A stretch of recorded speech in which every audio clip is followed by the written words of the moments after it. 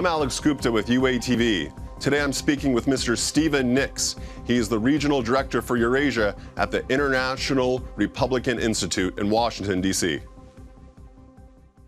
Good afternoon. Hi, Mr. Nix. Welcome for joining us on UATV. Thank you for having me. IRI did a survey which found that 72% of Ukrainians surveyed thought that the country was not headed in the correct or right way. What are the reasons for this? Sure. Well, first of all, IRI does regular polling in Ukraine, regular national surveys, and our most recent survey showed that 72% of the respondents felt that Ukraine was going in the wrong direction. Now, there are several reasons for that. We think our analysis is this is attributable primarily to the economic problems that Ukraine has suffered as a result of the war in the Donbass, and also, in some sense, failure to enact some of the reforms that have been promised after the Maidan, and then finally, corruption itself. So the three main problems, according to our survey, is the war in Donbass, corruption, and the lack of jobs. And those are among the major issues that are driving these numbers. Do you think, though, that the country is on the right path compared to where it was about 2-3 years ago? Well, obviously it is. It's a brand new situation. You have a government that is committed to meeting the demands of the EU accession agreement that was signed with the European Union. And that's reflective of the public's desire to be a part of Europe. Ukrainians have decided their future is in Europe, and you've got a government that is dedicated to that and is trying to do its best to reform and to address these concerns and move Ukraine closer to Europe. I know you've said in past interviews that the window is closing on the current government to really, get the public on their side. What could the government do to really bolster the support of the public? Sure. Well, they've done a number of things already, and I think it's important to note and give credit to both the Prime Minister and the Speaker, the leadership in Parliament. Both the executive and the legislative branches have undertaken a number of important reforms that are not always recognized by the general public. And I would cite to the judicial reforms that were adopted early in the Prime Minister's tenure, the creation of NABU, the National Anticorruption Bureau, the statute that clarifies the role of the Procurator General, a number of other regulatory reforms that have taken place in Ukraine. And I think the government deserves credit for that. However, I do think there's a sense that prosecution, high-level prosecution of corruption needs to be accelerated, and I think you are going to see that from the government as well. We've had guests on in the past who have said that there are a lot of reforms. The government is, passing laws, but you're really seeing a problem on the implementation side of it. Do you agree with that? Well, to a certain extent. And again, these are far-reaching reforms, and they do take some time. There is a certain amount of time that will take from the adoption of these laws and these reforms to their full implementation. And again, corruption is a prime example. The NABU has been created, but again, there are issues and questions about how cases get referred to the courts of general jurisdiction so that corruption cases can be tried. There's been a lot of discussion about a specialized court that has jurisdiction over crimes of corruption. And again, that is something that perhaps the government will consider, and the Parliament may adopt a statute empowering such a court. I think that would be a positive step. I know IRI does a lot of work at the local level. Do you think rooting out corruption at the local level around Ukraine will then make its way back to the medium and the upper parts of the government in Ukraine?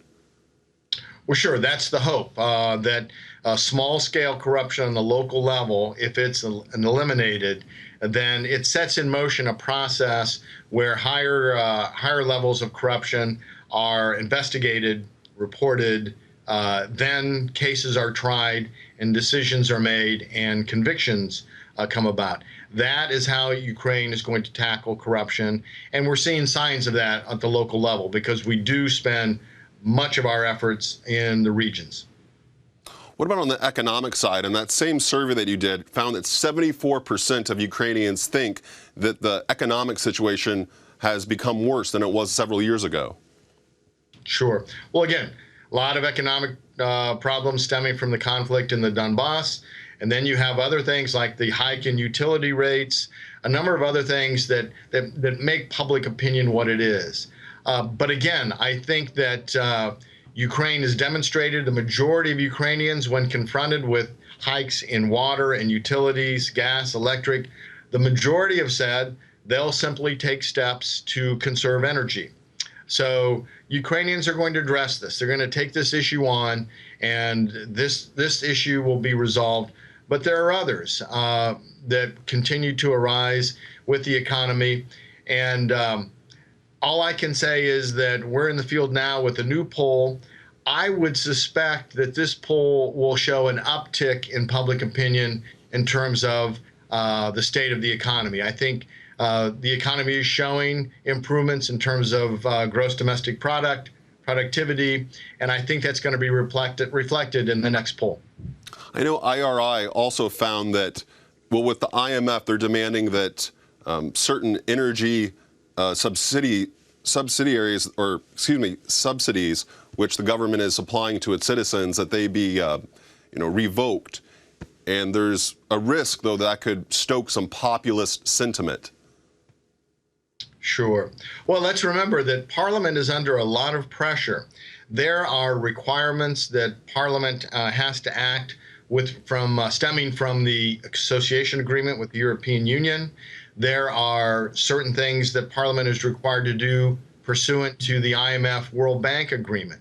It's a long list, and it's not an easy list. I think Parliament's trying to do its best. The Speaker has built a working coalition, and they are trying to do their best to move the country forward.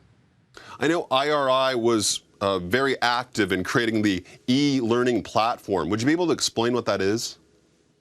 Yes, we're very excited about this.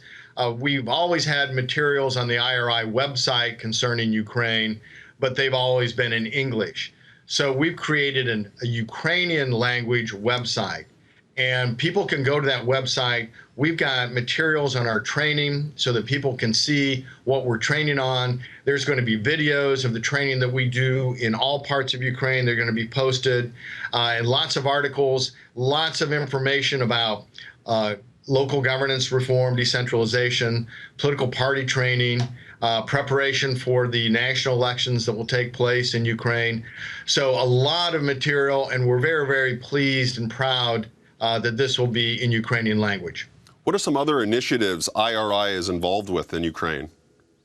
Sure. Well, we're helping political parties build up and build capacity in the off year, in the non-election year.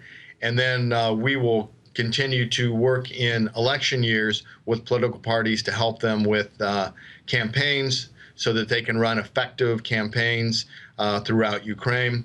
And in addition to that, we have a very substantial local governance program.